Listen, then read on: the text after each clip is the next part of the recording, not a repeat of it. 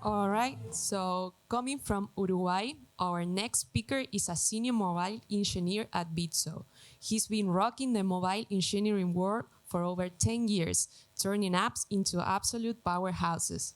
He's also known for sharing his technical insights on his blog, Geeking with Mari.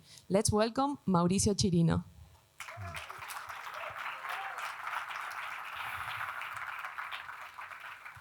Okay.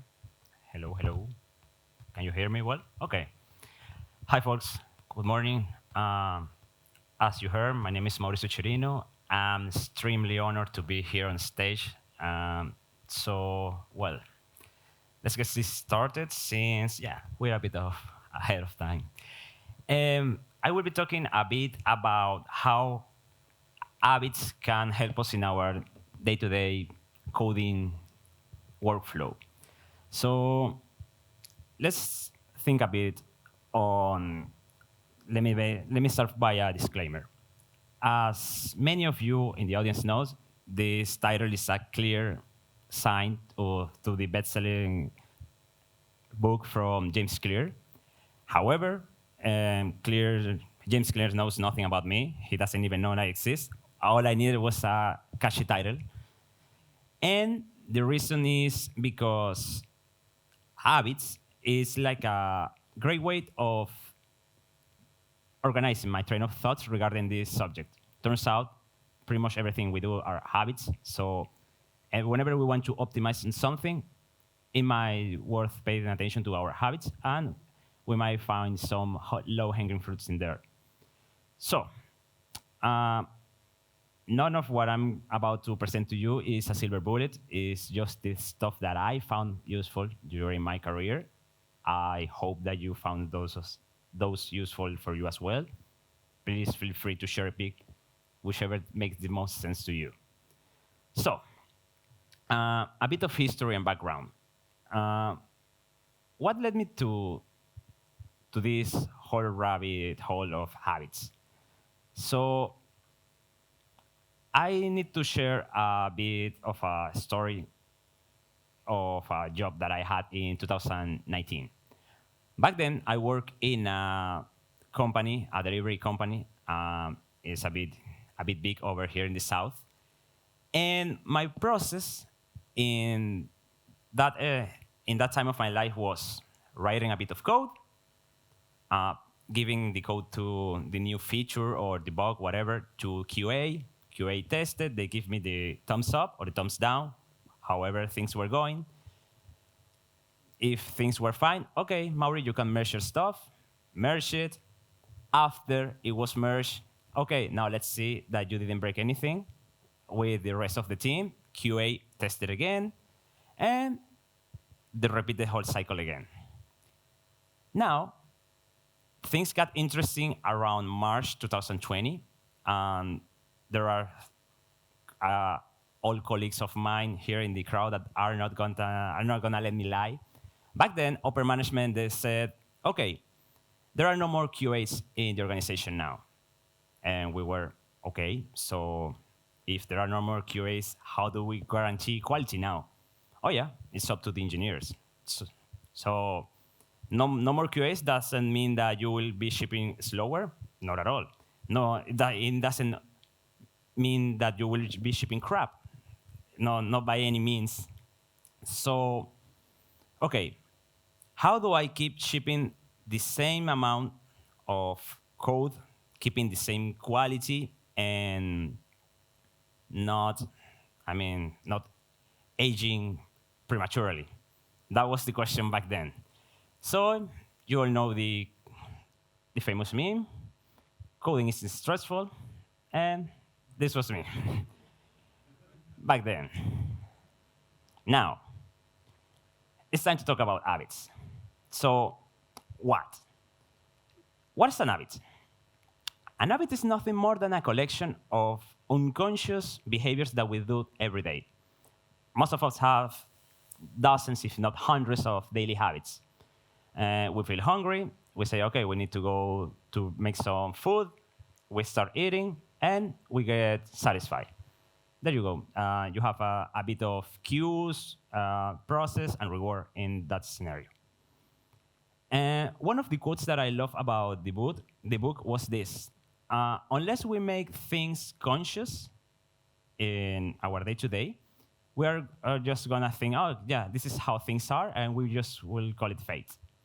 So uh, the book also outlines how an habit works. Is a cue.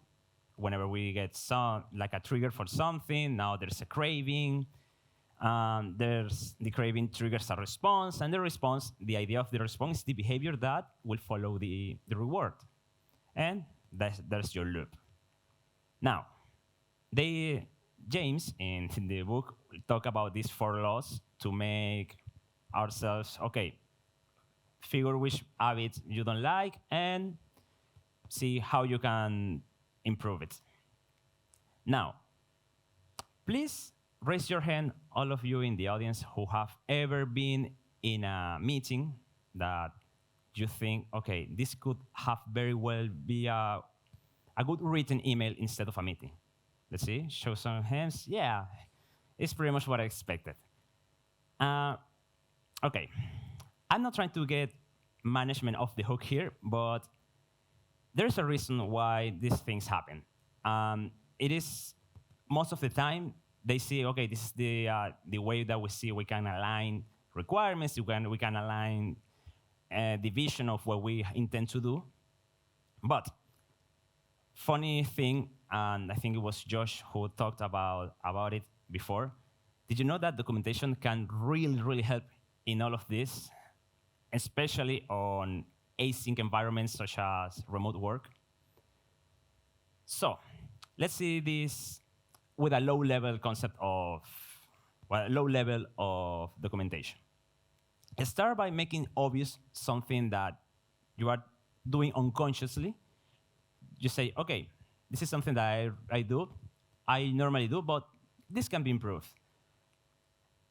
Let's start with a bit of automation. Most of us here already have Swift format or Swift lint in this example already wired up in the project. So SwiftLink, out of the bat, has this small rule that says whenever there is a bit of comment that could very well be documentation on top of the function, they give you this warning. Hey, you're writing comment here. If you auto-generate the documentation with Swift doc, this won't be in that documentation because it's a comment instead of documentation. So there's a bit of obviousness, if that word exists in English, right there. A bit of nudging helps. Now, the other thing is, if we want to improve on something, let's try to make these things attractive. How can we do this enticing? Okay, our environment helps us with this a lot. And at least on Bitso, this is one of the things that I love about the iOS environment. Whenever we see stuff that we like on the pull request, we make it known to the folks, hey, nice work, keep it up. If you are doing stuff and no one is noticing, maybe start doing these small nudges on your PRs. If you guys use PRs, maybe a shout out on the Slack channels. You know, these little nudges that will make folks go towards a better culture inside your organization. Preach by example instead of just pointing fingers. I mean, we are all guilty of this. I'm the first one to admit it. Let's focus on the positive instead of the gossip. It's far too easy to just follow in the gossip in the DM channels. That doesn't help. In the long term, that doesn't help at all. Now, another thing is that when a measure becomes like the goal, that ceases to be a good measure. And let's focus for a brief moment in the code coverage. We all know here that a great code coverage doesn't guarantee quality. However, it is like a good nudge, a positive feedback to say to your team, hey, you're improving the code coverage in the code base. Good for you. Keep it up, man. So this is also another nudge that is fairly simple to add. Again, automation can help us with this. In our case, we have a small bot that says this in our guild channel. Every day of the week, he says, "Hey, this is the code coverage. In time, if things go well, it will get improved over time." So again, none of this is a silver bullet. None of what you're going to hear from me is going to say, "Hey, yeah, implement this on Monday, and on Friday, everything will be awesome." It doesn't work that way. Now, how can we make this easy? That is the other rule in the habit. Because if it's not easy, chances are we won't do it. It is just like an evolutionary thing that we tend to focus on things that involve the less effort. Call it laziness, call it productivity wizardry of the brain, but back then when we were still monkeys, the brain just wanted us to find food and stay alive. And that's how things work in the biology of ourselves.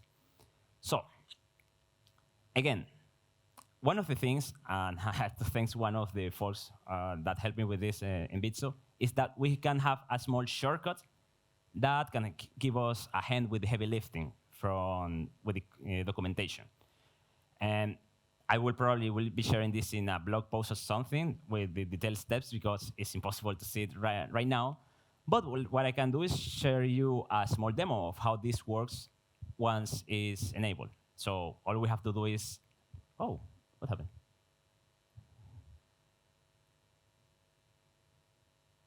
Okay, here we are. Let's see.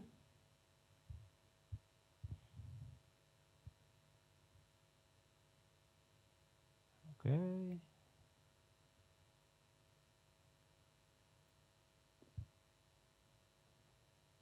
The video doesn't want to show.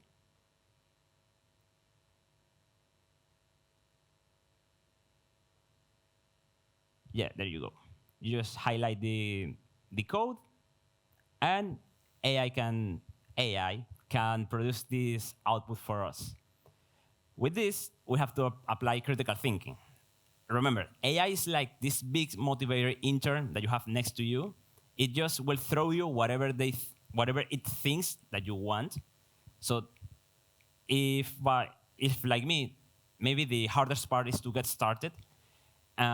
With this, we can at least say, okay, this is like this kind of approximates what I'm thinking to do with this, with the intent of this method. Let's tweak it. Now, make it satisfying. Again, the idea of a habit is get a reward at the end. Chances are that we are already overindulging ourselves with the whole bunch of distractions that we have in our daily lives. Maybe instead of checking social media or YouTube every 5 minutes, wait it out. Finish whatever you are doing first. Afterwards, go check social media, go check the YouTube video. Just make sure that the reward that you're making, indulging yourself, is not a bad habit in and of itself. One of the examples that the book gives is that exercising is not an enabler for eating bad food. You're just shooting yourself in the foot in there. Let's see how you can apply that to your daily lives in coding. Okay, now, all of this is good, but this small algorithm that I just gave you is far too simple just to say, yeah, I'm going to create a new habit out of this. One of the things that helps in this situation is attach the habit to our identity. So, how can we do this? For instance, let's try, before going there, let's try to make see how we can make something stick. And a bit of friction in the bad things and make it easy. The good ones is good. In the previous example that I gave with the Swift lean scenario, you can take it up a notch and make it an error. So your code wouldn't even compile if you start to commenting stuff instead of documenting it properly. Again, call it laziness, call it just our default behavior. That is probably our default behavior. We think, okay, just a comment here will help the next folk, maybe me, maybe someone else in the team, to figure out what this is doing. Yeah, man, just make it a small documentation header inside on top of the function. It's that simple. Okay, this is like a small bonus that I have now that I'm talking so much about large language models. I like to use them like a sparring partner. And a bit of prompt engineering can go a long way in here. Did you know, for instance, that we can make the ChatGPT board or whatever AI that you guys are using currently behave as someone who is giving us proper feedback? One of the things is that we need to give clear instructions. An example of this is that by default, chances are if you ask ChatGPT to give you a code solution for something, it is going to spit you Python code.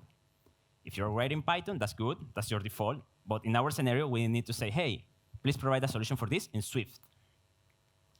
Another thing, use a bit of role playing. You can say, hey, you are maybe an experienced designer. I want to do this with this and these paddings. Do you think that this makes sense? Or if we want to be a bit more technical, you are an experienced engineer in this area. Help me see what I'm doing wrong here. Specify the format. One thing we can do is paste code. When we paste code, we can say, okay, this code is Ruby code. This code is Swift code. This is a JSON payload. Do that, it will understand, and it will give you a better output. The idea here is to use critical thinking, again, to assess whatever the output is providing you, but also make it so that you have to iterate as little as possible. And this one is a bit tricky. All of us has biases in ourselves. It's just like as we are, it's part of our personality. Instead of asking something along the lines of, hey, tell me why Swift is better than X language, say something such as, hey, please give me 5 pros and 5 cons of Swift as a general purpose language compared to Python, for instance. And again, it will spit you out some output. It is up to us to assess if whatever it is giving us makes sense or not. Now, let's try a bit of a demonstration how this works. I'm not sure if this reads well, but here the problem is you're a software engineer, you're an experienced Apple iOS engineer in Apple. I have this issue with rich notifications. I'm giving you the payload that I'm using in JSON format. What do you think is wrong? Why is this not working?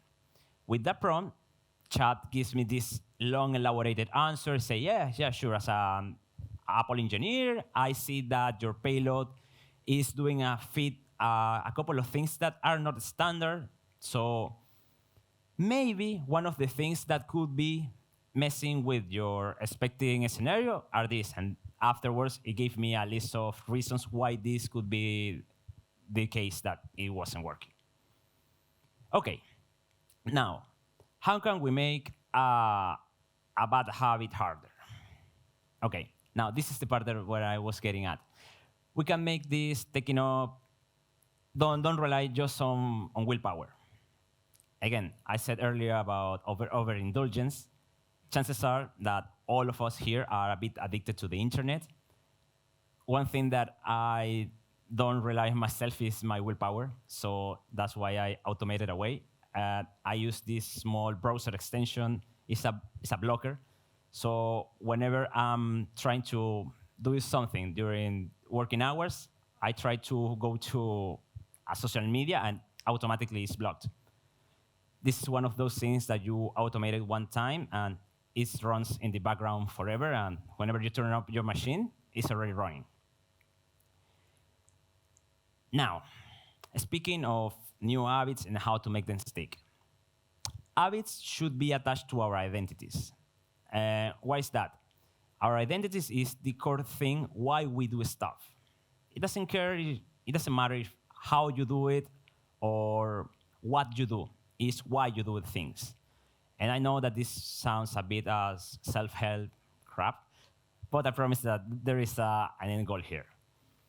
Um, Maybe you want to be recognized as the guy who always writes tests or the guy who always documents his work. Um, when people start to recognizing you as such, it's a lot harder to let them down. It's already you force this reputation, this street cred, as Josh called it, and it now becomes part of you. You say, okay, I want to be this person. This is I like how these people interact with the rest of the environment. Another thing to be consistent about is to not allow your identity to grow out of proportion. And this is rough because if you get too opinionated, you will have a hard time changing your attitude or changing your mind when new evidence comes in. For instance, one example that I can give about this situation is snapshot testing.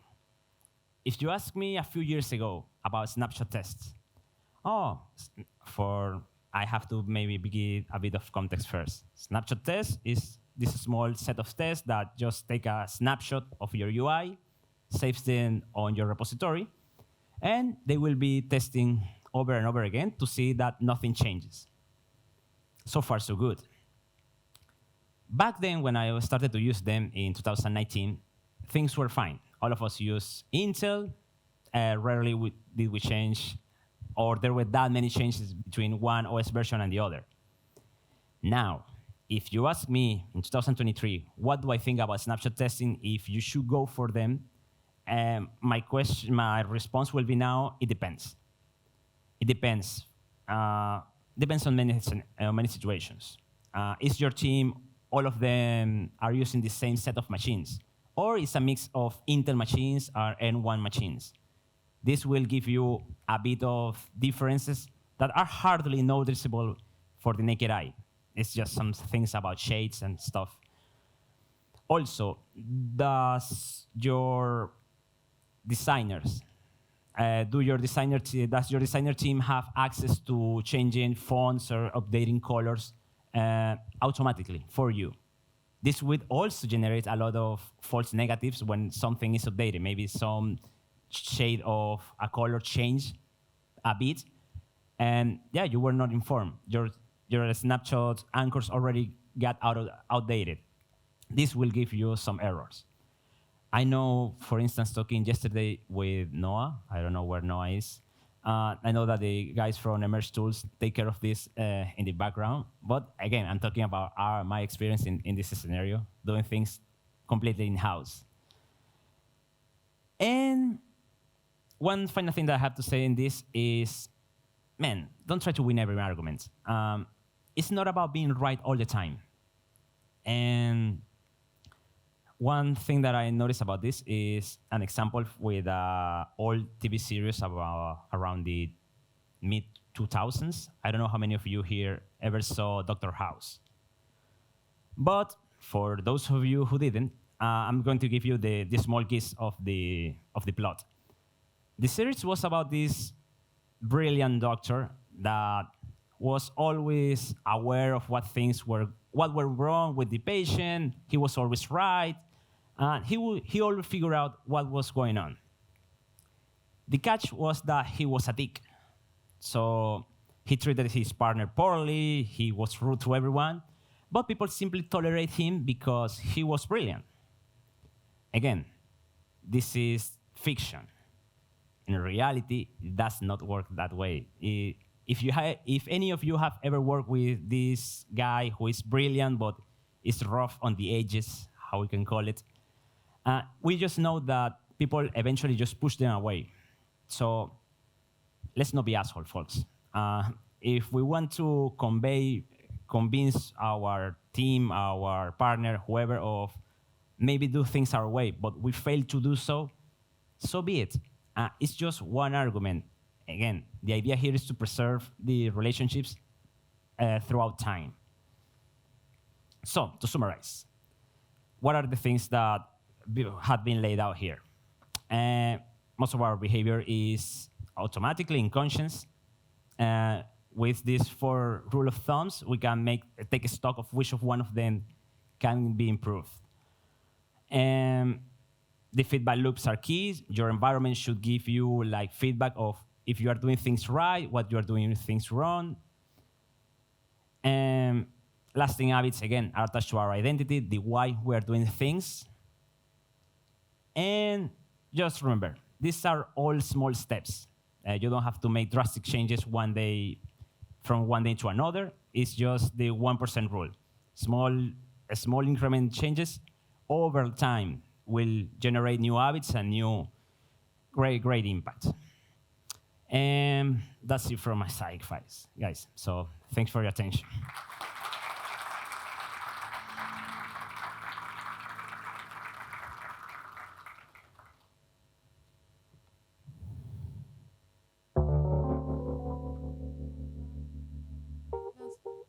You see, we are going to start prioritizing the questions that are asked through the web app, through Slido. So please, if you have any questions, send it to us, okay? So I have one. It says, what's an habit you have adopted lately? I think one of the things that I have adopted lately is checking the feedback instead of just checking the feedback along the way while I'm developing something. It was, at least in my case, I get a requirement at the beginning of a sprint. I'm sure most of us here use some form of agile development process. And I receive a requirement. I say, okay, yeah, sure. I have to do A, B, and C. At the end of the next 2 weeks, I'll deliver it. And that's it. That was the last time I touched base with whoever was the stakeholder. One thing that I have adopted is to keep this communication line open. As I am developing whatever, the feature or I'm solving a bug, is getting feedback throughout the way. Hey, this is how things are turning up. What do you think? Makes sense to go this scenario. I think that maybe it could be more useful doing it like this. And I'm not going to lie, it might be a bit of extra work at the beginning, but again, the idea is not to try to win every argument by saying, oh yeah, this is what you asked me at the beginning of the sprint. Clear yourself, clear your mind, choose your mind. So yeah, at the end, we are trying to make a better product, whatever our product is. So that's one thing I have changed in my workflow. Okay, I have another one. It says, how can we incorporate conflict management into our daily habits? Conflict management? Conflict management, yeah. Wow, that's a rough one. Yeah, I think that this is probably attached to the ego side of us. Again, it's not that much that we want to be right, that we hate to be wrong. So let's think what is the wrong thing that could happen if we are wrong in an argument, or if the other person is wrong.